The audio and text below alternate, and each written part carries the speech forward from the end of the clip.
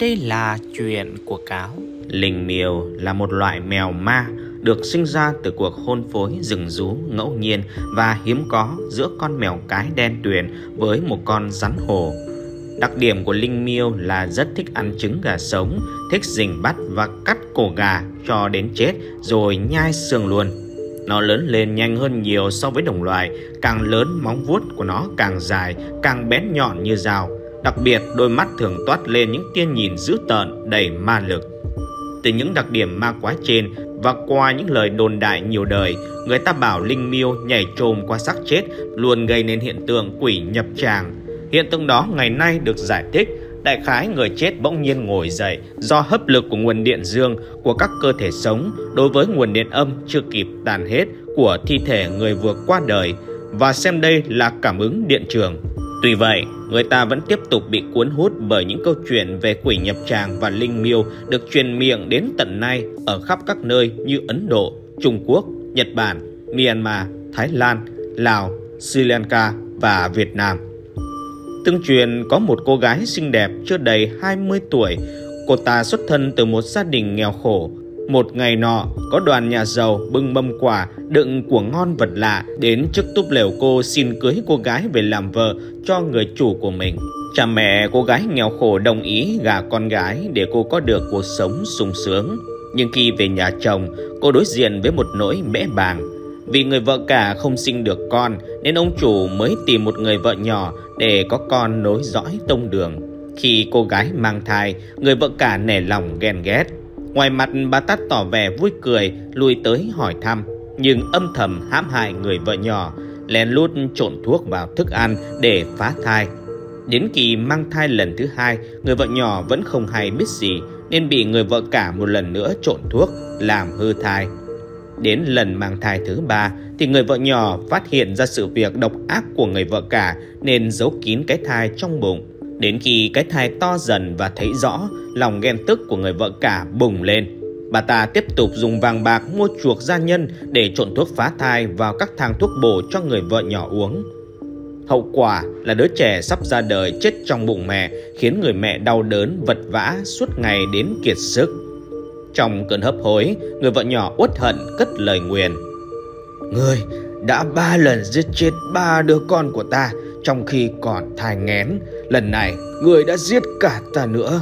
Ta thề nếu đầu thai vào kiếp sau, ta sẽ đi theo ngươi, để hễ ngươi sinh đứa con nào, ta sẽ ăn thịt đứa con đó và sẽ giết chết cả ngươi."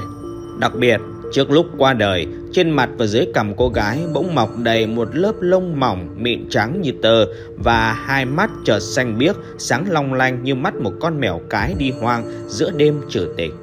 Quả nhiên, khi chết đi, cô vợ nhỏ đầu thai là một con mèo đen, còn người vợ lớn đầu thai là một con gà mái.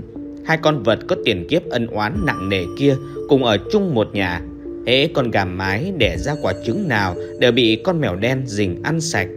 Qua 3 lứa mèo đen ăn hết trứng, đến lứa thứ 4 ăn tròng đỏ trứng xong, nó liền vồ luôn cả mẹ ăn sống tại chỗ. Cả hai chết đi, con gà mái lại hóa kiếp làm con beo, con mèo đen hóa kiếp làm con nai cái. Hai con sống trong một cánh rừng. Hễ con nai cái đẻ được đứa con nào đều bị con beo chườn tới bắt ăn thịt. Đến lứa thứ 3, con beo ăn luôn cả nai mẹ. Con nai mẹ chết trong oán hận, đầu thai là một con quỷ dữ, tay chân có móng vuốt, mắt sáng như đốm lửa và mặt mũi y xì một con mèo ma, đó là Hắc Dạ Xoa. Còn con beo lại hóa kiếp thành một người phụ nữ xinh đẹp, lấy chồng và sinh con. Nhưng đứa con đầu lòng vừa đầy tháng, Hắc Dạ Xoa dùng phép thần thông hóa ra một cô gái hiền lành, bắt lấy đứa con nhỏ ra khỏi nhà ăn thịt. Đứa thứ hai cũng bị Hắc Dạ Xoa bắt đi như vậy. Đến đứa thứ 3, hai vợ chồng bàn nhau bồng đứa con mới sinh trốn đi nơi khác sinh sống. Trên đường đi, Hắc Dạ Xoa đuổi theo và hóa thành một cô gái tiến lại gần hai mẹ con nọ. Người mẹ linh cảm nguy hiểm, biết quỷ giả dạng người để hại mình nên bồng đứa con chạy vào nơi Phật Thích Ca Mâu Ni đang thuyết pháp để xin cứu giúp.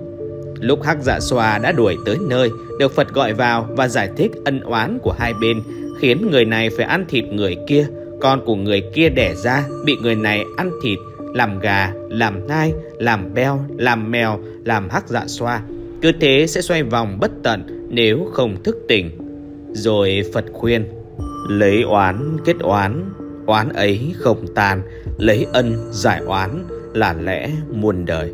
Nghe xong Hắc Dạ Xoa tức miêu quỷ, người hóa kiếp mèo, dùng hết móng vuốt lông lá và phát tâm đại bi, khôi phục lại thân người và không lâu sau thành quả thánh.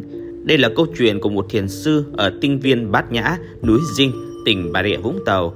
Thiền sư cho biết thêm, câu chuyện còn được chép vào Tam Tạng Thánh Điển từ xưa và nằm trong kho tàng các truyện cổ về giáo huấn của phương Đông.